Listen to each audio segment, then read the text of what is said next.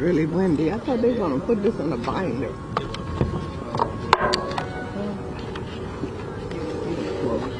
Wonder what she did with the binder. Randy and I think Becky's over there. Stephanie.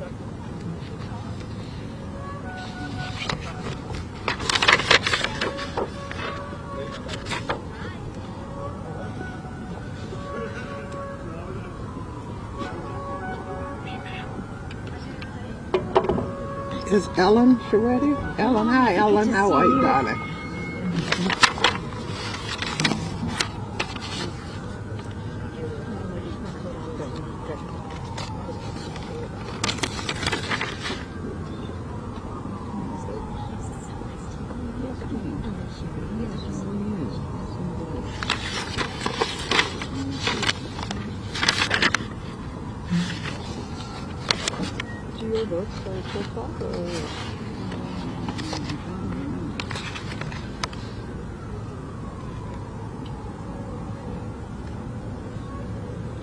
Is Rebecca?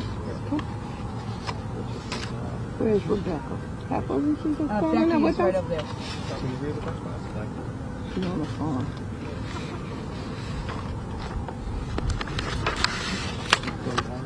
No, I'm good. I think we're just... If we have members of staff and interns, etc., can you join us at the podium? From members, offices, and staff, can you join us at the podium? And hold up a sign? Organize. Come on this side.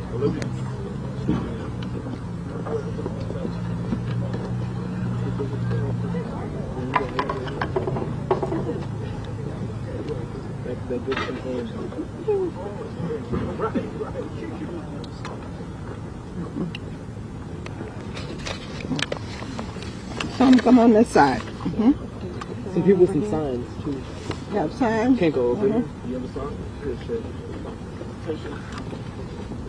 Okay. Good afternoon, everyone. Thank you for joining us. Thank you to the press. Thanks to everybody. Last night, during his first State of the Union address for this term, President Biden said, "Let's give public school teachers a raise. They deserve it." And everyone in the chamber gave a standing ovation. Republicans and Democrats alike, everyone gave a rousing round of applause because it is long overdue. It's time for Congress to send the president a bill that raises teacher salaries nationwide. Today, we're taking the first step towards doing just that. We're introducing the American Teacher Act. I stand here with my colleagues and all of our education leaders on the front lines of the fight for a livable wage for our teachers. I want to thank Randy Weingarten, President of the American Federation of Teachers, Becky Pringle, President of the National Education Association, and Ellen Charette, President of the Teacher Salary Project, for their support and contributions to make the American Teacher Act a reality. I also want to thank Mr. Bowman for leading this for me. As a former teacher, principal, district administrator, and school board member, I know firsthand the vital role teachers play in the development of our children. From the first bell to the last bell, they act as caregivers, counselors, role models, advocates, and cheerleaders, empowering our children to reach their potential. For more than 7 hours a day, and some so much longer, because we have before care and we have after care. We entrust children with our teachers. They're feeding them, educating them, nurturing them, mentoring, and they're caring for them. You pick them up sometimes 6 o'clock in the afternoon, the evening, 5 o'clock, take them home. They just have time, take a bath, have supper, do a little homework, go to bed, and the next morning you pick them up, take them to that same teacher who is really raising them. It's amazing the job that teachers do. Have we as a nation ever stopped to ponder what would we do without teachers? What would our children do without teachers? As our nation reached a standstill during COVID-19, educators stood ready to adapt and support our children. They supported them mentally and emotionally through a very challenging period. They kept children learning. And as all of us know, they kept parents sane. Parents told me over and over that they never realized how difficult it was to be a teacher when they were experiencing the lockdown alongside of their children. They also would ask me, Miss Wilson, how do they do it every day? I have these 3 kids home with me and they're running me nuts. And these teachers have 30, some have 120. It was at this time that the world finally saw what we've known for years. Teachers are heroes, and they deserve compensation that reflect their contributions to society. They deserve a compensation. Recently, I took my grandson to the mall, and he greeted our salesperson as Miss Sanchez. When I asked him how did he know her, he replied, "That's my English teacher." We should be embarrassed that 1 in 5 teachers in this country are forced to work a second job, some in retail, some drive Ubers, and others in the service industry to make ends meet. When a second or third job is not enough to cover living expenses, thousands of teachers are forced to leave the profession altogether. And there's a huge dearth of teachers now in our system. The teacher shortage is among the most pressing threats to education access today. Our classrooms are at stake, our children are at stake, and the future of our country is at stake. Teachers are the bedrock of our education system, and the American Teacher Act addresses this teacher shortage by incentivizing states across the country to establish a minimum teacher salary of no less than $60,000. This is an issue of national security. We cannot afford to ignore the teacher shortage crisis any longer. If we want to make the American dream accessible to every child in our country, we need to start with a world-class education. We need more black and brown male teachers in our elementary and middle school classrooms. And think of the teachers who inspired and helped you, saved you, and helped your family grow together. As a teacher, how many times they've had to reach into their pockets to buy pencils and books for the classrooms. I remember repeatedly reaching into my purse to ensure my students had enough money for the bus fare home. Some of them for lunch on a Saturday or a Sunday or just to get by. I vividly remember buying my student a dress for her grandmother's funeral. We do all these things because we care profoundly for the children. Our teachers just don't deserve our gratitude. They deserve a living wage. It's long overdue. And now it is my privilege to introduce our next speaker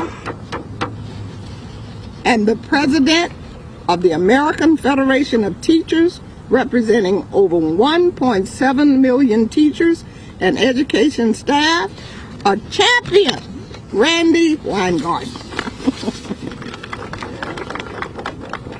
Thank you, Congresswoman. I'm gonna give, let's see, who should hold my sign? Thank you. Ellen's holding it. Thank you.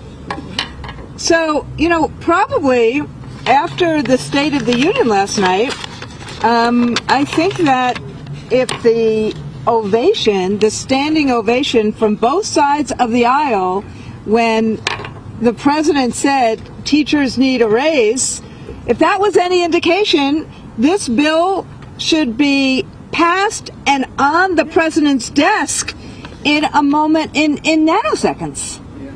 But it takes people to have put this together, and that's why I really, really, really want to thank Representative Wilson in particular and the other representatives on the Education Committee last year, who have really heard Becky Pringle and my cry, as well as the cry from the other teacher voices that you're going to hear from right now, because we spend time all over the country. And what Representative Wilson just said is absolutely true everywhere in the country. What teachers do is that they care for kids, they educate kids, they lift kids, they talk to and engage with parents to help lift kids. They do all of this, and then they do their lesson plans. And then they grade papers. And then they take money out of their pockets for books and supplies and food and clothes for our kids. Whether our kids are really little, or whether our kids are, as I taught, 11th and 12th graders. And part of what happens is they don't complain. They just say, okay, this is my job because I make a difference in the lives of kids. That intrinsic satisfaction, that intrinsic push is what, in some ways, puts us in this terrible situation today, which is that the average beginning salary in the United States of America is $41,000. The average beginning salary in Florida, despite all the work that Congress people like Representative Wilson have done, is $44,000. You hear all the fanfare that Governor DeSantis makes and raises. That's where the average is. This bill is absolutely needed. If you actually looked at what teachers could earn in a very tough labor market right now, it's 25 to 35% more than what they earn as teachers for the same skills and knowledge. So it's time to stop just relying on teachers' goodwill. They need to feed their families. They need to have a living wage. They want to live in the places in which they teach. They want to see kids. They want to be able to answer children's questions. They want to be able to teach honest history and science and math and critical thinking. That's who they are. And our nation needs it. Teachers are nation builders. And everyone in that hall last night understood it and saw it when they didn't have to make a political calculation, when they just were focused on what was needed for the country.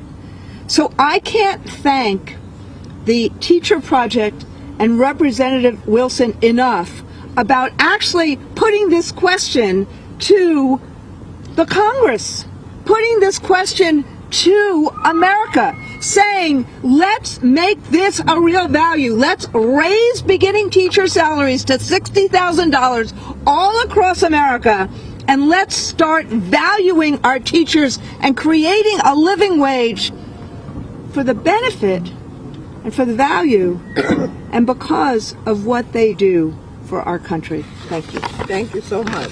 And thank you, Randy. And now we'll hear from the president of the Teacher Salary Project, Ms. Dr. Ellen Chirac.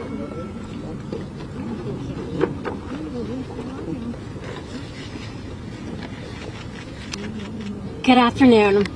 First, I'd like to express my deep gratitude for Representative Wilson, Representative Bowman, their wonderful teams, and the 45 original co-sponsors of the American Teacher Act, as well as the 80 endorsing organizations.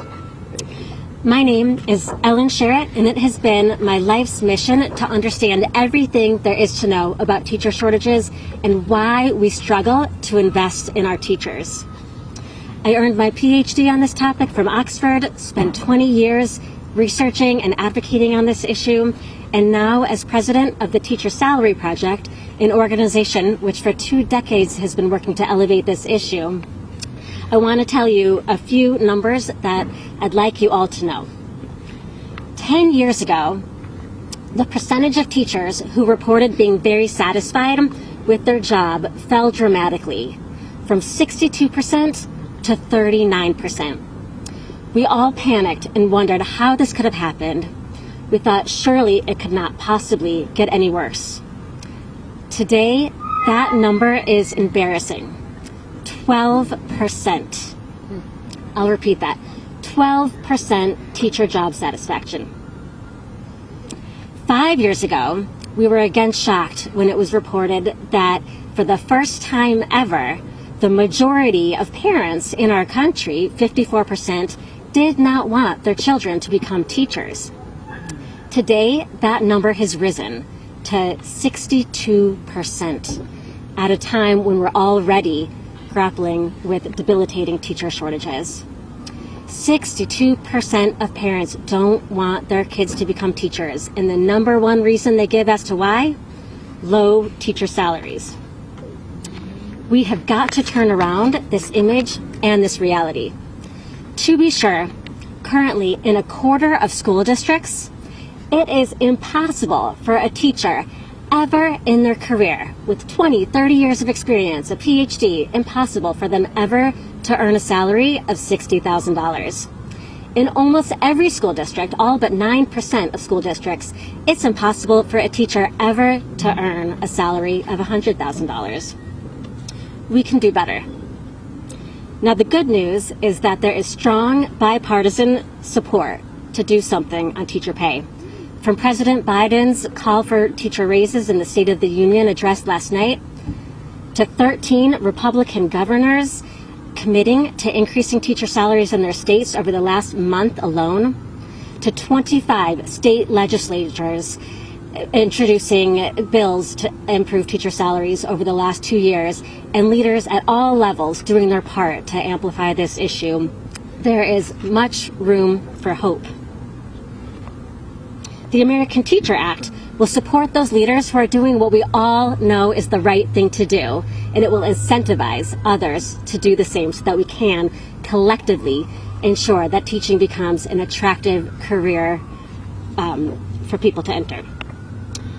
As we approach the 250th anniversary of our country, how do we want to define who we are as a nation? Let's decide now to mark the occasion with historic commitments to our future democracy, economy, vibrant communities, and a true commitment to the American dream for all by investing in the people who educate our children, who will shape our future for generations to come. Last night, in her response to the State of the Union, Arkansas Governor Huckabee Sanders stated that she vowed to make her state #1 in the nation on teacher salaries. If you're a state leader, please know that we stand by ready to support you in claiming that title. Let the race to being the best paying state for teachers begin. Thank you. Thank you so much. Thank you so much. We appreciate your support and all of your advocacy. Ms. Becky Pringle, President of the NEA, National Education Association. Thank you. Good afternoon. Thank you so much for joining us here this afternoon. I am proud to be here representing the 3 million members of this nation's largest union, the National Education Association. We are teachers and bus drivers. We are paraprofessionals. We are aspiring educators. All dedicated to impacting the lives of this nation's 50 million public school students. NEA members have one goal, and that is that every student, everyone has the what they need and what they deserve to fully be human, to fully be free, to pursue their dreams. For that to happen, we know that they must have a qualified and caring, committed educator in every classroom and every work site throughout this country.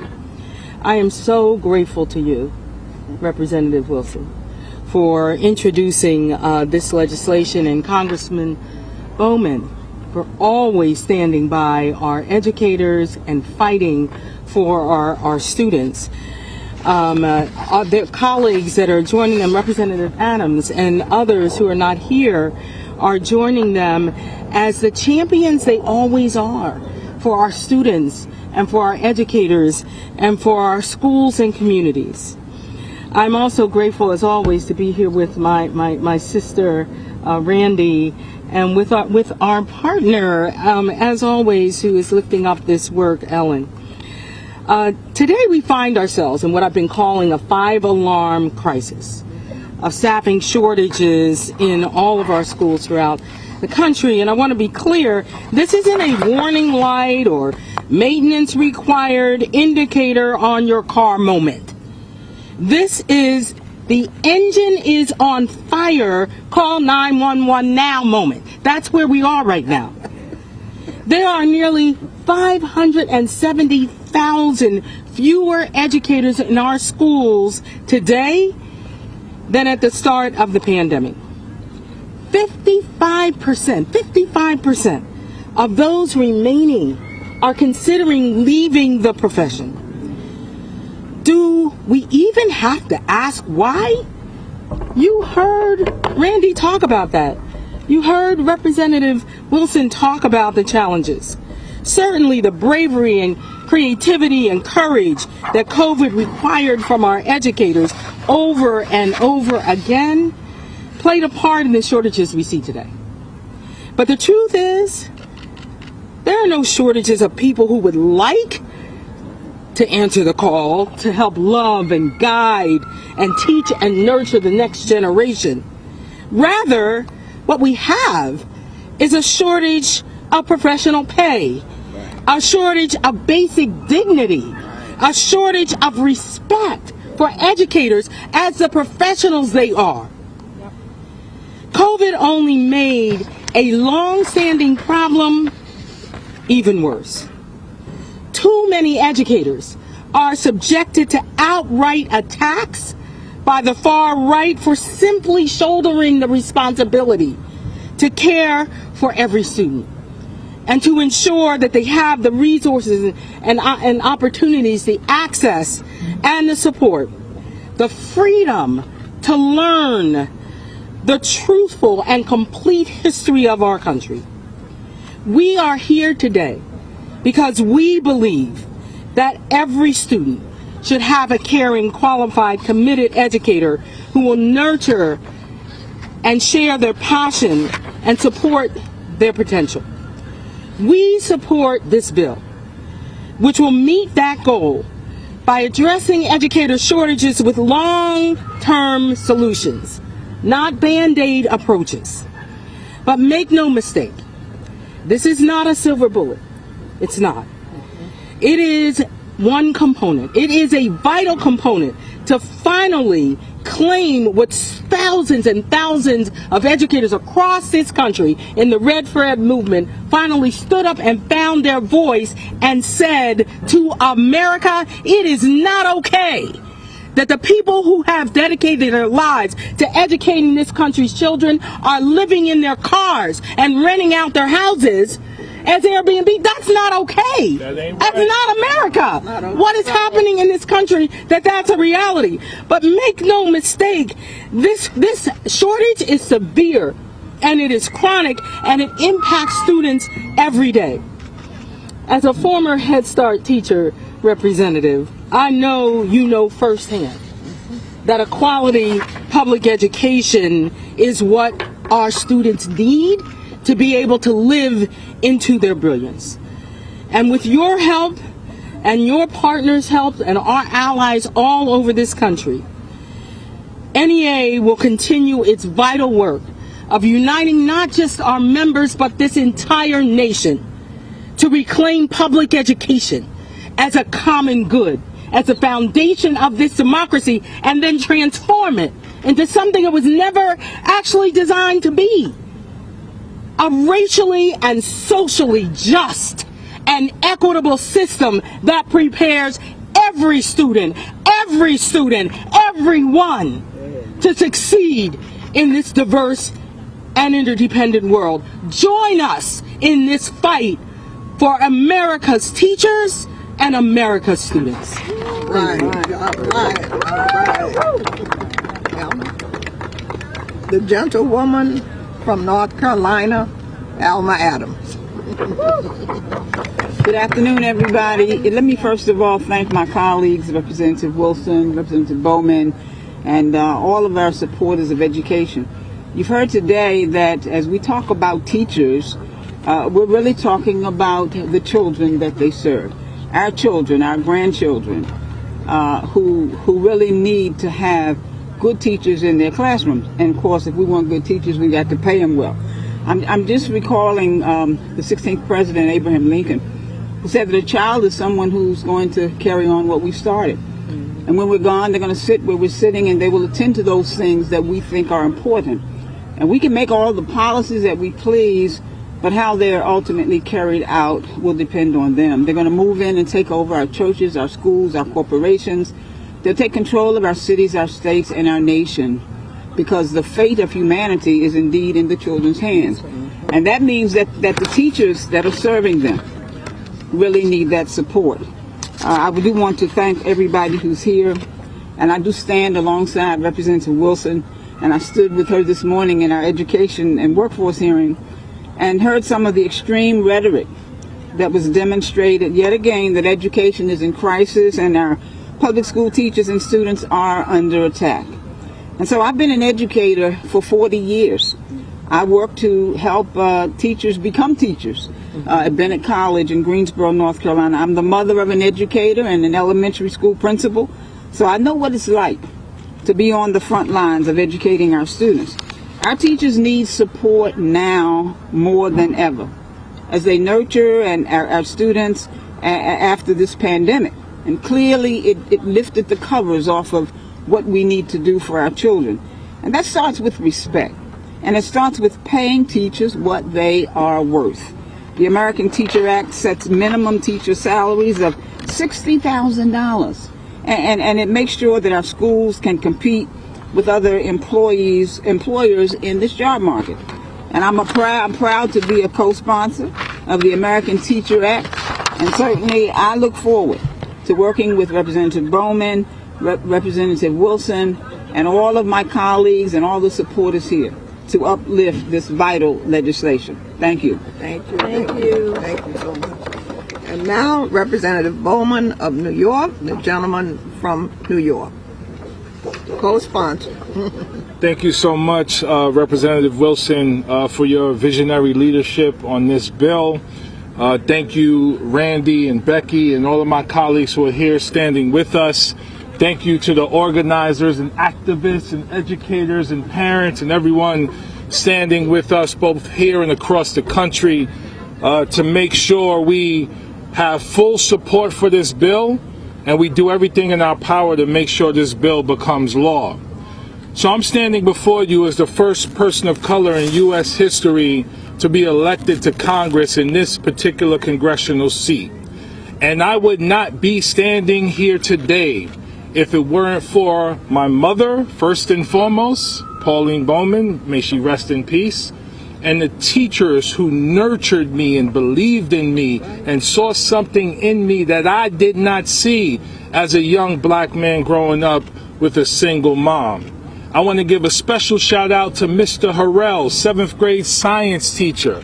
Another shout out to Mr. Eldridge, 7th grade ELA teacher. There's no coincidence that I mentioned those two first, and they were both black male teachers. I want to also give a shout out to Mr. Sacerdoti, who taught me animation, taught me how cartoons come to life. But I really want to shout out Miss James, who was my elementary school teacher in grades 5 and 6. See, she looped with us. So whatever skills we didn't acquire in the 5th grade, she looped with us to make sure we were good to go in the 6th grade and ready to take off in junior high school. Our teachers nurture the most precious resource in our country, which is our children. That goes without saying. That's period, end of story. And excuse me, I'm not crying. I got allergies. But that goes without saying. Our children are our most precious resource. And it's mind-boggling to believe that there are states in this country where teachers don't earn anywhere near $60,000 a year. That is crazy to me, because I had the privilege of being a teacher in New York City. And I took for granted what my salary started at and how my salary grew every few months, which allowed me to ultimately continue on into grad school to earn my doctorate, and allowed me and my wife, who is currently a third grade teacher, to buy a home in Yonkers, New York. We earned a prevailing wage because we had a teachers union that was very strong. So thank you to our teachers unions, and especially to Randy, because I think Randy was the president of the union at the time I became a teacher in New York City. So Randy and I go way back. This is back to 1999. And a great teacher. So, you know, I'm standing here with so much pride today because our teachers are so often under attack. Our public schools are under attack, our kids are under attack, our families are under attack, our vulnerable communities are under attack, and we as legislators, we never hold ourselves accountable to doing anything about that. But now you have congressional representatives standing here, ready, willing, and able, and introducing legislation to do something about that. No longer are you going to attack our teachers. No longer are you going to attack our kids or our schools or our families. If you really care about our country, if you really care about democracy, if you really care about humanity, then you will do everything in your power. I'm talking to you Republicans and the far right and those who continue to attack our public schools and teachers. I'm talking to you. If you really care, then you will invest your time and energy into learning the truth about our teachers, kids, and schools, and then supporting this legislation, the American Teacher Act. So thank you again, Representative Wilson, for your leadership. Thank you, Representative Adams, Representative Chantel, for hanging out with us. And let's push this. Let's do everything we can to push this across the finish line. And we need states to follow suit as well to make sure our teachers are earning a living wage. Thank you all so much. All right. Thank you so much. And now from the great state of Michigan, Rashida Tlaib, the gentlewoman of Michigan. I'm not crying. I saw you getting tear up. I think the president said it best. Let's finish the job.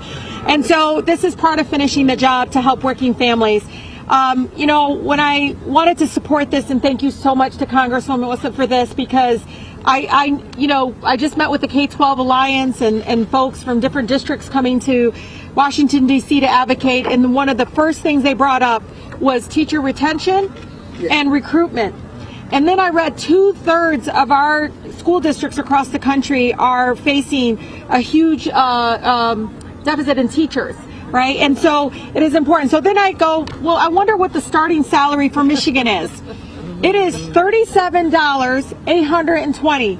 Did you know, Congresswoman, though, to live in Michigan with a good quality of life, now this is the minimum living wage. Remember that, because you have more babies, things change, right? It's $47,235.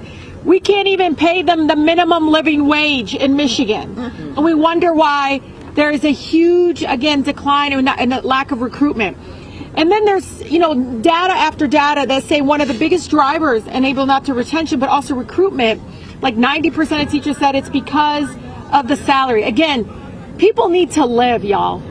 And this is a job that is so critically important to all of our communities. I know our schools and our teachers are anchors. They are anchors in our community. And, you put pressure on me to mention one of my teachers now. But Miss Eileen Marshall at Southwestern High School, my English teacher. Y'all be surprised to know this. It's a true story. So I had a fear of public speaking. You? Yes. I literally would choke up, y'all. I couldn't speak. So what does she do as a typical teacher, right? She's like, come on, I'm going to put you on debate team. I was like, what? That's what I did. She was one of those, like, just throw them in the pool, they'll know how to swim. So she gets me, and I loved it. I loved the research. I loved the all of it. But then it came to the competition. And yes, I choked up my first. I remember I literally paralyzed and couldn't speak up. She didn't give up on me. My senior year, we became the state champions for debate, and now I'm a freaking congresswoman. So I just want to say that we say all these beautiful things. We do it to our veterans, and we even do it to our teachers. We elevate them and say how important they are, but we don't actually show them in action. We don't actually show them by making sure they have a minimum living wage. And so it is so important that we're leading on this fight. And again, we talk about finishing the job of supporting working families. This is how we do it. And our teachers, they really are struggling. They're suffering. I have not gone anywhere without a teacher telling me she's struggling, or he. And it is something that is really hard as I look and as we fight for our fair share of resources in Michigan, to know at the end, again, not pushing and making sure, again, the anchor of our schools and the anchor in our communities are our teachers. And so we have to show it again in action. So with that, I am so proud to be one of the leading co-sponsors on this, and I'll continue to speak truth to power on this. And again, thank you to Mrs. Eileen Marshall for helping me find my voice. Thank you so much. Thank you so much. Thank you. And now Amanda Fernandez from Latinos for Education. Yes. Bueno, buenas tardes. Me llamo Amanda Fernandez, and I'm the founder and CEO of Latinos for Education. We are a national education organization that is focused on increasing the representation of Latinos in the education sector, and we focus on creating policies and moving forward policies that remove barriers to educational opportunity for Latino children and families. As we've heard, educators are the engine of the education system, often the most influential adult outside of our families that students will encounter. That's why it's so critical that we have well-prepared and well-paid educators. Latino students represent almost 30% of K-12 public school students, yet only 9% of the teaching force is Latino. We all know this must change, along with pay structures. In our work with Latino educators, we have consistently heard that one of the biggest barriers to entering and staying in the profession is pay. Often, prospective Latino educators are discouraged by their own families to not enter the profession because teaching would not allow them to have family-sustaining wages and salaries that the promise of higher education was supposed to open doors to. This bill is an important step in ensuring that teacher pay itself does not stand in the way of our ability to recruit and retain the next generation of teachers who will largely come from communities of color. The demographics are changing. The future is dependent on educators of color that come into the profession and stay in the profession. So we've got to pay attention to the link between educators of color and low pay, because that's been historical for people of color. That's why this bill is so important, that educator pay is equitable for all teachers. Now is the time to reimagine and reinvest in the teaching profession. Now is the time to elevate the profession so that diverse future generations see it as a viable career where they can make an impact on millions of lives in this country, but at the same time provide for their own families, which is only the right thing to do. We at Latinos for Education are excited to work with all partners to make the American Teacher Act a reality, and thank you, Congressman, for the work you are doing. Thank you. Thank you so much. I think that's all of our speakers. Do you have any questions from the press? Do you have any Republican sponsors on the bill currently, and how will you work with the other side to get this through? You said how many sponsors? Republican. Oh, we last night, from the excitement of the crowd, this will be my first day approaching the Republicans. So when everyone stood on the chamber floor, when the president said, let's give our teachers a raise, and everyone stood, and I turned around, I was just astounded that everyone, especially from Florida, my home state, all of them were standing. So I will be approaching them on the floor today, and I'll let you know.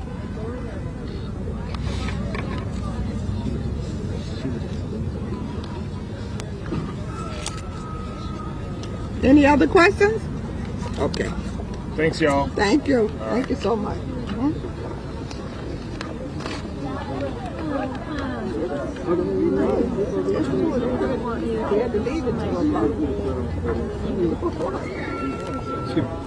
Whose phone is this? Oh, that's mine. That's yours? Yep. Thanks. Absolutely.